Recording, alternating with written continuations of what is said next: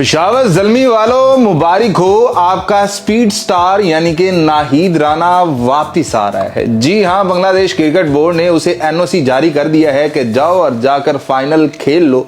और पेशावर ज़ल्मी को उसकी जरूरत भी बहुत महसूस हो रही थी कि इन्होंने खुर्रम शहजाद को भी देख लिया, इन्होंने अली रजा को देख लिया, तो इनको दोबारा से जरूरत पड़ गई है कि यार फाइनल है, किसी भी किस्म का कोई रिस्क नहीं लेने का है, तो इसलिए नाहीद राना को बुला ही लेते हैं। तो नाहीद राना वापिस आ रहा है। तो आप चेक कर लें कि पिछली दफा सिकंदर रजा वापिस आया था लाहौर कलंदर्स के लिए और वो चैंपियन बन गए थे।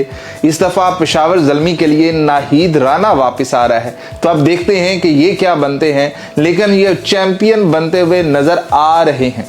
इनके फास्ट बॉलिंग के अंदर जो स्पीड थी उसकी एक कमी थी, थोड़ी सी महसूस हो रही थी। अली रजा स्पीड बहुत थी, यानी कि 150 151 तक वो बंदा जा रहा था, लेकिन साथ में रन्स लीक कर रहा था, जिससे पेशावर ज़ल्मी को डैमेज हो रहा था।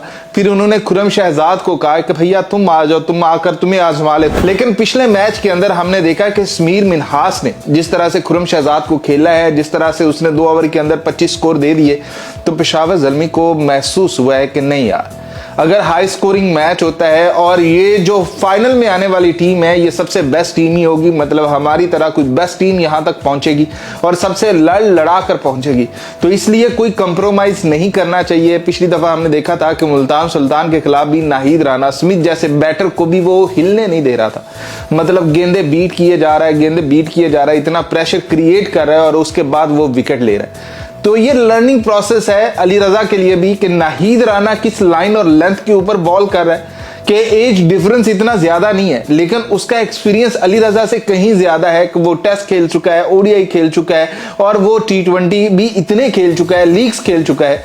तो यहां पर अली रजा को सीखने की जरूरत है कि यार मेरे होते हुए अगर ये नाहीद राना को बुला रहे हैं, कुछ तो कमी है ना, वो दूर करनी है। तो अली रजा को अपनी ये कमी दूर करनी है, जबकि बांग्लादेश क्रिकेट बोर्ड का भी शुक्रिया अदा करना चाहिए पेशावर ज़ल्मी वालों को कि जिस तरह से उन्होंने एनओसी जारी किया है कि वो उधर ओडीआई सीरीज खेल रहा है और 8 तारीख को उसने पाकिस्तान के खिलाफ टेस्ट मैच भी खेल।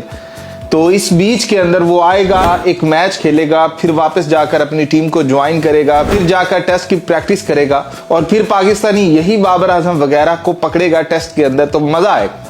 तो अब नाहीद राना वापस आ रहा है, इनकी ताकत वापस आ रही है, इनकी फास्ट बॉलिंग की जो थोड़ी सी कमी है वो दूर हो रही है। तो अब देखते हैं कि पेशावर ज़ल्मी के पास बैटिंग भी सुपर्ब है, यानी कि इस PSL के अंदर सबसे बेहतरीन बैटिंग इनके पास है कि बाबर आजम इन फॉर्म है, कुशाल मेंडिस है, फिर उसके बाद हमने देखा है कि कुछ 35 स्कोर हारिस भी मार जाता है। तो बैटिंग किसी ना किसी तरीके से पेशावर ज़ल्मी कर ही रही थी।